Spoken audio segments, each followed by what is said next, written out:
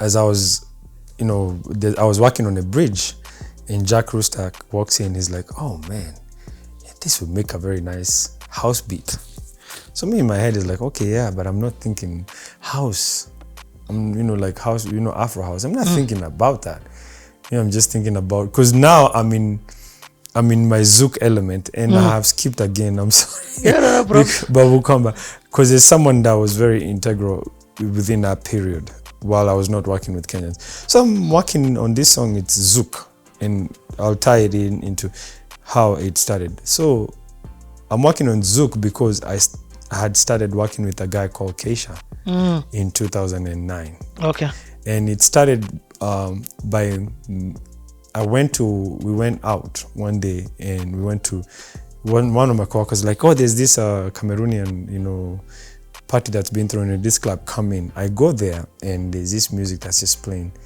It's smooth, it's slow, it's very R&B-ish, but the drums are very African or very Caribbean. And I'm like, what is this? And I'm listening, and then I ask someone, I asked the guy, what music is this? And they're like, oh yeah, this is Zouk music. I was like, oh, okay.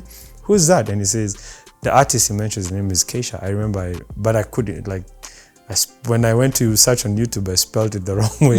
But he still finds a way to bring him up. Shows up, and I go make a comment on his YouTube, and remember that time I'm doing remixes. I'm like, how can I get you a 3-piece? That became my line. Every person I meet is like, how can I get a 3-piece? Because now I'm like, hey, I can't work with anyone. I might as well get the 3-piece and do a remix. Yeah. So he's like, oh yeah, he replies. He's like, yeah, are you a producer? I'm like, yeah. Oh yeah, we do this, producer remixing thing for my songs every couple of weeks. Yeah, what's your email? He says, I gave him my email. Within minutes, this dude has sent me a link to download the 3-piece. The 3-piece. Not even the 3-piece, just the vocals with the tempo put in the information. Now I start learning slowly about. By the time I was getting to Kwame, that EP, I knew enough. Yeah. But there's the other side that I hadn't really focused on. So I start, I do a remix. The first remix that I sent to him is like, oh yeah, the music is good, but man, this music is complicated, So, because I could, it took me a while to catch that Zouk remix, rhythm. So I did another one. He's like, this is more like it. So it's like, you need to keep on doing this stuff. And 2010, continue. 2011, I made this track. I sent it to him, and he gave it to one of the artists, but I think they weren't feeling it. But him is like, yeah, I like it. He records the song, sends it back. I'm like, wow, okay. What's the name of the song that you did? Pardonne-moi. Yeah.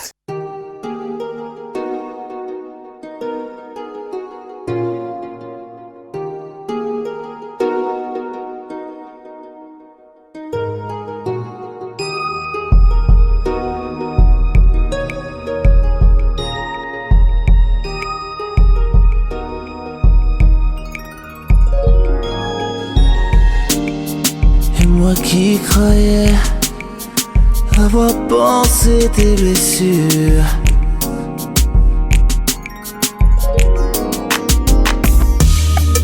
Moi qui ne voyais entre nous aucun obstacle. Mais quel imbécile. Je n'avais pas compris, c'était la fin de notre histoire.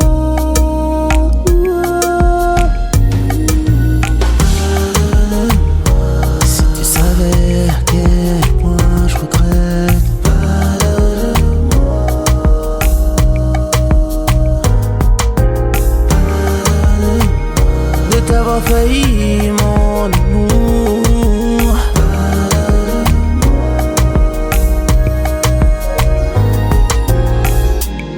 Bébé, pardonne-moi si un jour je t'ai. So it's one of those songs that I was like, hey, okay, now I've gotten a placement with one of the biggest Zouk musicians. Not only Zouk, like he's a producer, he's a label owner. He had his own label and everything. Remember I was telling you Wawesh and how he was watching? And this guy is based in Cameroon? No. At that time he was based in France. Oh, okay. Now he's based in Portugal. Nice. So I'm watching what he's doing. I'm watching his videos. I'm learning. So even the little things that I'm trying with Kwame, I'm copying, or at least I'm borrowing from what he's doing. And we form a bond. And we're close up till now. Like we still work on together. So it ends up on his album. Whoa. Yeah, the song ends up on his Pardon album. moi. And his album is called Raw Like Sushi. And when I tell you, like, I'm among some serious producers, I'm like, hey, okay. Now this, I think, was my second placement. My first placement was, remember EJ, Keep Your Day Job? Yes. The daughter put out an album. I did a track that she had, and she said she wants it. Records it. She's like, hey, I'll let you know when things come up. Me, I'm seeing Uko, I'm on an album. It's called Rebirth of the New Something. I'll send you the link. Yeah. And I'll send you the link to the song. Yep. And move on. So by the time I'm coming to Kwame 2014, I have an idea of what to do. What I didn't have an idea was rebranding and how important it is. So by the time we're going into Malkia, I already now have figured this out. And I tell Kwame, we're going to do a whole photo shoot. We're going to present you differently. How we're going to invest in the artwork and everything. And I decided I'm going to invest a lot of money. And I did. And it shows in the work. Yep. And at this time, remember the guy that I told you, Sasabasi, was in our group that did Piga Picture? Yes. We connected. And then he connected me to the guy who mixes my songs now, who's a very good friend of mine, who's called Giggz. I've heard about Giggz from even a couple of people. It's a big deal. It's a big deal. And when I mean, it's a big deal, kabisa. So look him up. He's I am Giggz on Instagram. I am Giggz. The CTA seat is welcome. He's welcome to. I'll come to your seat and make it the CTA seat. Go to your city, yeah? Yeah. So he hooks me up with that guy. And at this time, one of the many things that I was struggling with my music was the mixing, not the mixing, but the mastering. The mixing, I'd been able to get it to a certain level where I like, because, you liked my mixes a lot. And even Keisha liked my mixes. But one thing with him, I would only mix a song and then he would master it. So, but I used to enjoy the process of making the music. I hated the process of mixing and mastering the songs. So what I did, I would mix my songs to a point where they sound good.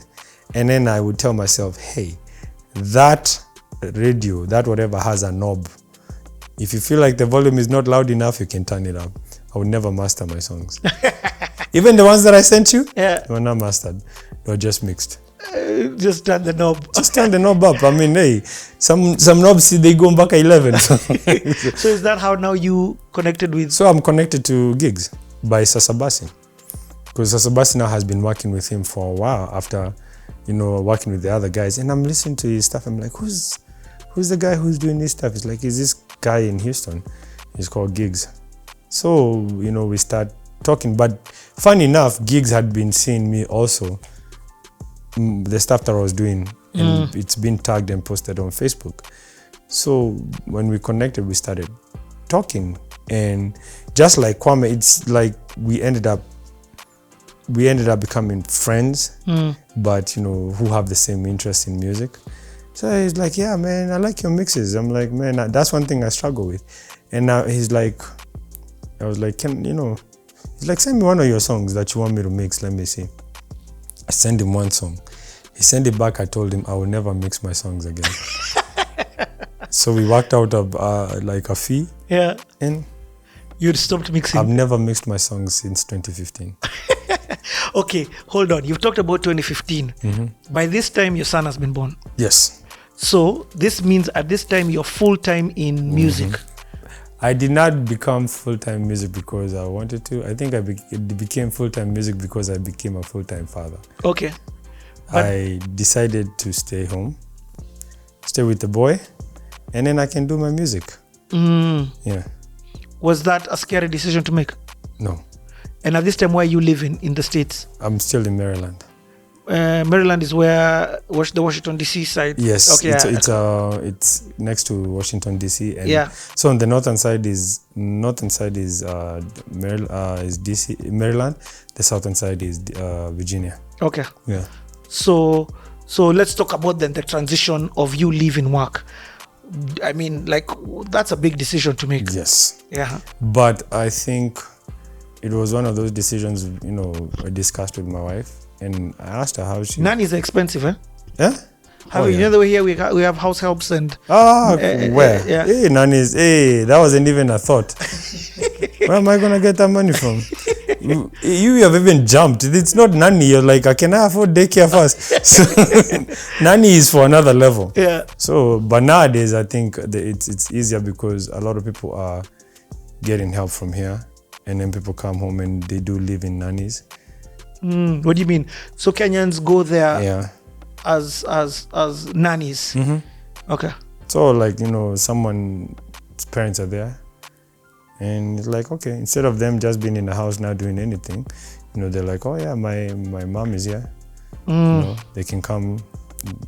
Either you can bring your kids to my house, or they can come live with you and watch your kids. Yeah. Yeah. When I was about, I think 16, and my sisters were maybe 5, 6, we moved to the UK. But we moved to the UK with our nanny. Yeah. So now, I didn't understand at the time, but now when I think about it, I was like, I fully understand it because I'm a parent now. You get what I mean? Yeah. Then I was just like, oh, we're a nice, big, happy family. Let's all move to the UK. but now I get it. But even back in the days, like, I feel like even us, we had a house help. And I still remember her name. Her name was Rose, and she was like family. Yeah. Like me, I was like, oh, that's auntie. Cause still today the yeah. same. My kids are like, that's Tata. Yeah. So they spend a lot of time with our kids. So for you to think they're not family, I'm like, okay. I know. That's or to even mistreat them more. I'm like, come on. Yeah. These are the people who are raising your kids when you're working. They're spending so much time with your kids, so they are very integral part of your life. Okay. Yeah. So let's go back then to you meeting your wife all the way to 2015 now. Yeah. So met my wife. Kitambo. Getting a jungu was never in your mind. Why? I don't know. Getting a Chinese, you know what I mean? So you're okay. Utadilisha kwa shida. No, I'm just asking before you met your wife. No. It was not, eh? No. So okay, I'm just asking. Okay. Question. I'll say it like Kwame says, our Kenyan women are beautiful. Good answer. Good answer. No, but they are. Yeah. Yeah, and I guess it's all that familiar. Okay, yeah. Yeah, what you're familiar to. So now where did you meet her? Church? In church. And did you instantly start dating or your first friend? We were friends for a while, and then, they end up becoming, my question. Okay, when did you get married then? 2009. 2009? Yeah. After a couple of years of dating? After a couple of years of dating. And then by this time, she already knows. Remember, my bro is living over there. She's met my parents. I've met her parents because her parents are living there. Yeah. So, and then she knows most of my friends to a point, like people thought she was from Ruiru too, because most of my friends are either from Ruiru or the running camp. They're like, no. So her circle of friends is very much my friends. Yeah. So 2009 got married. 2010 I was able to come here. And now this whole time, Did your parents come over for the wedding? Oh yeah. Okay. Actually, kind of given an ultimatum by my dad. It's like, I'm graduating. I don't intend to come back to the US. You need to get married before I leave. But it was already in the plans. Yeah, we do. It's something we'd already talked about. Yeah. So got married. our wedding, like our wedding was a lot of friends, you know, who we've known all along. And our weddings end up becoming like a reunion for all the people who were in the running camp with. Then when they hear you're getting married, they all come. Yep. And then you guys haven't seen each other for a while, you bond, and then, you know, they're like, okay, now next time. And next wedding or something like that. Yeah. So so this whole time, you know, like she's been very supportive in what I've done. You know, like the first now big purchase keyboard that I did, you know, hey, she hooked me up. And I got my keyboard that I've been using until my son decided it needs to mess up the circuits by turning the on and off button for like 15 minutes straight. But that's just parenthood. Yeah. So she's been supportive, you know, like, because she knows what it means to me. So she's been supportive from the get-go. And that's one thing I'm very grateful for. Okay. Like, I don't even know me saying how she's been supportive would actually do justice. I get it. Yeah. Fully understand it. Yeah. So now by the time she's getting you're getting your first son, I can imagine, I mean, because I love what you said in terms of being a stay-at-home dad, and I'm thinking again about your dad. Yeah. But I also understand the pressures that come with that tag. Yes. Especially from an African perspective, you get all of these different things. So was the decision hard for you? No. Yeah, I like it. Yeah, I mean, come on, I know it. I've seen it, you know, like I've lived it. So no, it wasn't hard. And anyway, I was like, what does that have to do with you? You know, I have to worry about my family. I have to do what's best for me. You never consult me when you're doing what you want to do with yours. So why should I even consult you? I get it. Yeah. Yeah. The only people I feel some sort of responsibility for them to know what's going on with my life are your in-laws. First of all, my wife. And then, okay, my kids right now can't understand, but my in-laws and my parents. Yeah, because first of all, that's their daughter. Yep. And then, so they have to know there's that security. And then my parents, they are worried about our security. Yeah. But we're like, nah, we're okay. I get it. Yeah. We'll make do. Remember, like, the soft landing went to a hard one. To now, by this time, I'm hardcore. Like me, nothing is scaring me. I've been through it all. So, and then, you know, there's also other things that have happened in my life that also have shaped how I feel about certain things. Because now you were asking about racism. At this point, I had experienced full-blown racism, like straight up. You know, because we had gone to pick up my bro.